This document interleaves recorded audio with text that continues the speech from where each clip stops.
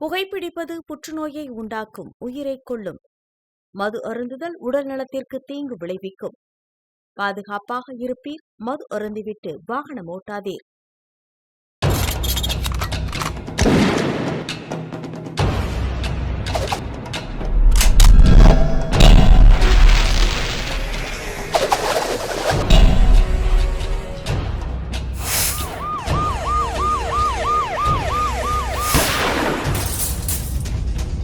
கோப்பியம், உண்மையும் பின்னணியும்.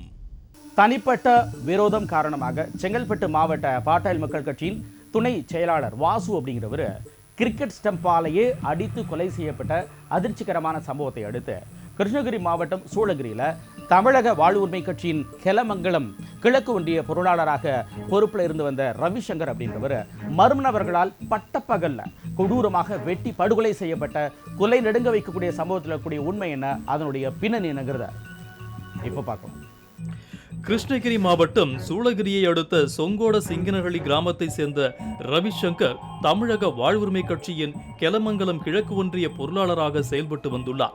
இந்நிலையில் கடந்த 2 நாட்களுக்கு முன்பு சாலையில் நடந்து சென்று கொண்டிருந்த ரவிசங்கரை இருசக்கர வாகனத்தில் வந்த 2 மர்ம நபர்கள் பட்டப்பகலில் ஓட விரட்டி அரிவாளால் கொடூரமாக வெட்டி சாய்த்துவிட்டு தப்பிச் சென்றனர்.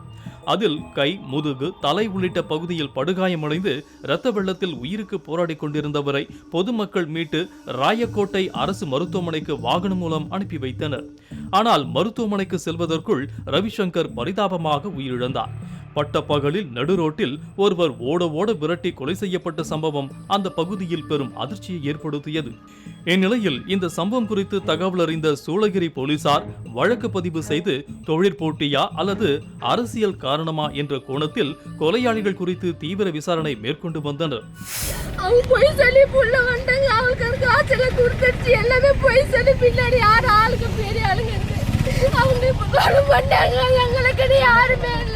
ஒரு அனாதை மாதிரி நிக்கிறோம். 3 குழந்தைங்க அனாதை மாதிரிக்குது. அவரு சாமி மாதிரி விட்டுட்டாங்க எல்லாருமே. அவரை என்ன தப்பு நன்னாக போந்தல்ல. அவங்க போய் சொல்லி இப்ப 10,000 கொடுக்கணும்னு போய் சொல்லி உள்ள உட்காந்துங்கிறாங்க. அவங்க போய் சொல்றாங்க எங்களால வேலை செஞ்சிருந்தாங்க, அதுக்கான காசு கூட என் முன்னாடி கூட கொடுத்தாங்க எங்க வீட்டுக்காரரு.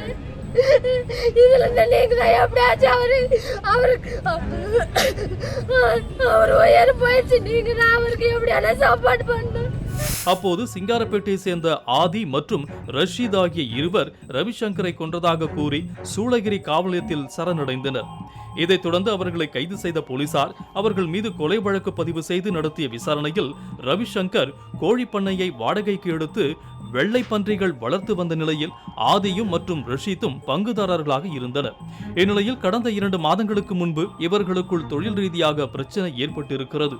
அது அப்படியே கடந்த 2 மாதங்களாக புகைந்து கொண்டிருந்த நிலையில் இருவரும் சேர்ந்து ரவிசங்கரை வெட்டி கொலை செய்வது என திட்டம் தீட்டிய நிலையில் கடந்த 2 தினங்களுக்கு முன்பு திட்டத்தின்படியே சாலையில் நடந்து சென்று கொண்டிருந்த ரவிசங்கரை வழிமறித்து கொடூரமாக வெட்டி சாய்த்தனர் என்பதும் தெரிய வந்தது. இப்போ இருக்க அந்த அம்மாவுக்கு 3 குழந்தை அனாதை நிற்கிறாங்க. சாதாரண ஒரு ஆளை வெட்டிட்டு அரை மணி நேரத்தை போயிட்டு சரண்டர் ஆக முடியாது. ஒரு காவல் நிலையத்தில் அழகாக வெட்டிட்டு போகிறதுக்கு சரண்டர் ஆகிறோன்னு சொன்னால் அவன் பின்புலம் எவ்வளோ பேக்ரவுண்ட் எவ்வளோ வலுவாக இருக்குன்னு பாருங்கள். அரசு எந்த அளவுக்கு செயல்பட தெரியல எனக்கு. இது விரைவில் இந்த கூலிப்படை செயல்படுத்துகிற எல்லாருமே அப்படி கூலிப்படைய கலாச்சாரம் எப்படி உருவாகுதுங்கன்னு தெரியல எனக்கு. போதை கலாச்சாரம், கூலிப்படை கலாச்சாரம் உருவாகுது அப்படிங்கும்போது ஒரு அரசியல் பிரமுகருக்கே உயிருக்கு உத்தரவாதம்னு சொன்னால் கீழே மக்களுக்கு எந்த உத்தரவாதம் எனக்கு தெரியல. அது விரைவில் இதுக்கான தீர்வு யார் அவர் கொலை பண்ண சொன்னாங்க தீர்வு தெரியும்னு சொன்னால் இதோடைய பலங்கள் என்னன்னு தெரியும். அது மிகப்பெரிய போராட்டம் பெரிய அளவில் எடுக்கப்படுது. அது தீர்வு கிடைக்காம இங்கே இருக்கிற உடல் வாங்கப்படாது. இது நிதர்சனமாக சொல்கிறேன், அடித்து ஆணித்தரமாக சொல்கிறேன். அதனால் திரும்ப சொல்கிறேன், அவங்களை யார் அவங்க கொலை பண்ண சொன்னதுன்றது விரைவில் தெரிஞ்சால் மட்டும்தான் இதுக்கான தீர்வு நமக்கு கிடைக்கும்.